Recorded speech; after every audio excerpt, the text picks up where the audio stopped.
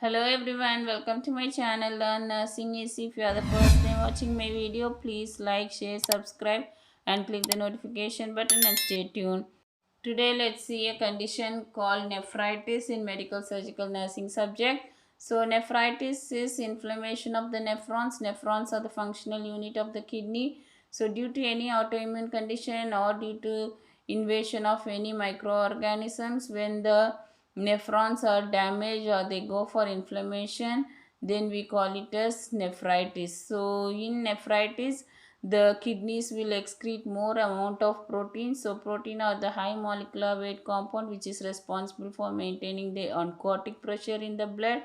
So when proteins are lost in the urine, the oncotic pressure is not maintained, so the blood will extravasate into the tissues and patient will have edema. So there will be more fluid accumulation in the tissues. Coming to the classification of nephritis, so there is glomerular nephritis. So here the inflammation occurs in the glomerulus, which is the filters of the kidney.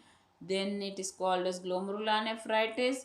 And interstitial nephritis is the inflammation that occurs in the spaces between the tubules of the kidneys is called interstitial nephritis, and pyelonephritis is the inflammation that occurs in the renal parenchyma, that is at the renal pelvis where the collecting duct is exiting from the kidney. Coming to the etiology, it can be due to an infectious cause. So this can be due to a bacterial, viral or a fungal organisms that can affect the kidneys, which can result in nephritis. It's the genetic cause. So when there is any family member with nephritis, then the disease can cross generation and it can also come to their offspring.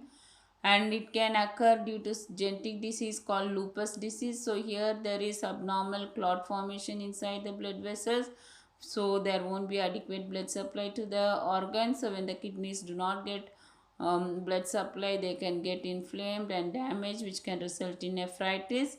And genetic conditions like Goodpasture syndrome, so in this there will be antibodies which are attacking the glomerular basement membrane. So these are the unit part of the nephrons. So when they are getting attacked and inflamed, then the person will go for nephritis. And again pulmonary renal syndrome, so here also the blood vessels which are supplying to the kidneys are getting damaged, so they can destroy the glomerulus. And next is autoimmune cause. So here there are some antibodies which are present in our body, they are attacking our own body cells. So this can be due to a antitubular basement membrane disease or a Kawasaki disease. So in this the walls of the blood vessels are getting damaged. And Sjogren syndrome, so it is a complication of rheumatoid arthritis, which is an autoimmune disease. So in all this the glomerular basement membrane is getting inflamed and damaged, so that they cannot filter the blood, which can result in nephritis. Okay, and then there is a antibody called anti-neutrophil cytoplasmic antibodies, which is present in the blood.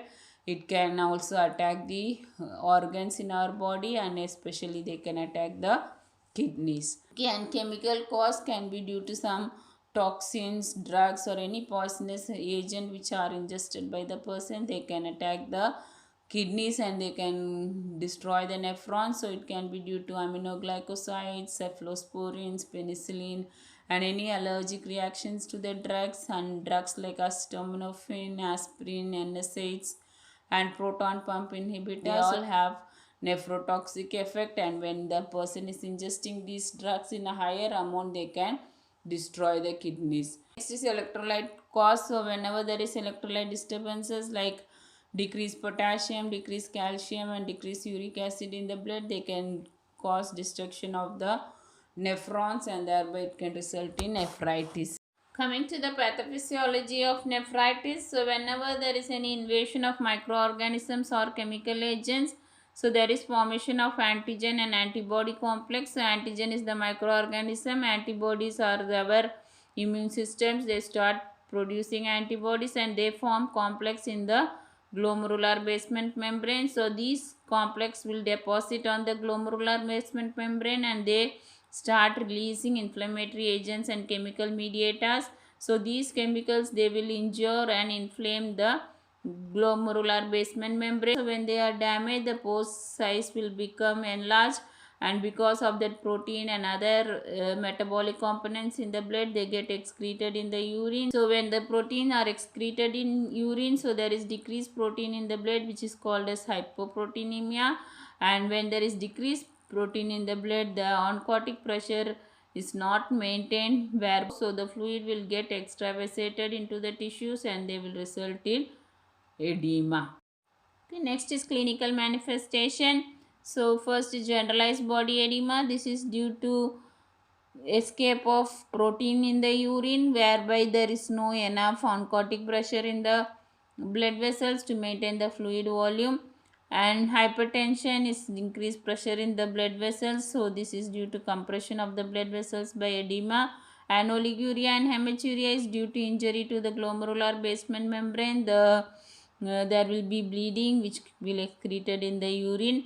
And smoky and rusty appearance is due to the inflammation of the nephron. The urine gets becomes darker in color. Proteinuria, this is damage to the glomerular basement membrane which causes protein to escape in the urine. Okay, periorbital edema with swelling around the eyes, again it is due to escape of protein and there is no enough oncotic pressure in the blood vessels.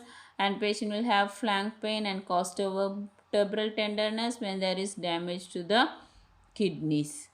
And coming to the diagnostic findings, so you have to collect history and physical examination. Here you will be collecting about any family history, autoimmune or genetic disorders, and if the patient is having edema, oliguria and all the clinical manifestations you have to identify. And in urine analysis, you will be checking the specific gravity. It will be increased because the urine will be concentrated. And cola colored urine you can see, and protein can be present in the urine. And urine culture and sensitivity will show the presence of microorganisms.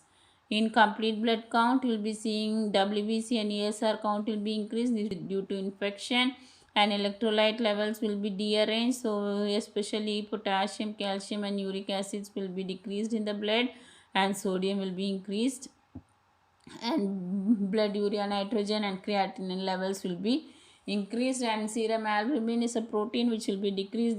This is due to presence of proteinuria. And imaging studies like renal x-ray, ultrasound, CT scan, MRI, so these are all done to locate the inflammation of the nephrons and also to identify the type of nephritis. And renal biopsy will confirm the presence of inflamed renal tissue and if there is any scar tissue formation. And coming to the management, so you have to tell the person to take adequate rest, and also you have to give rest for the kidneys by limiting salt, fluid and protein intake.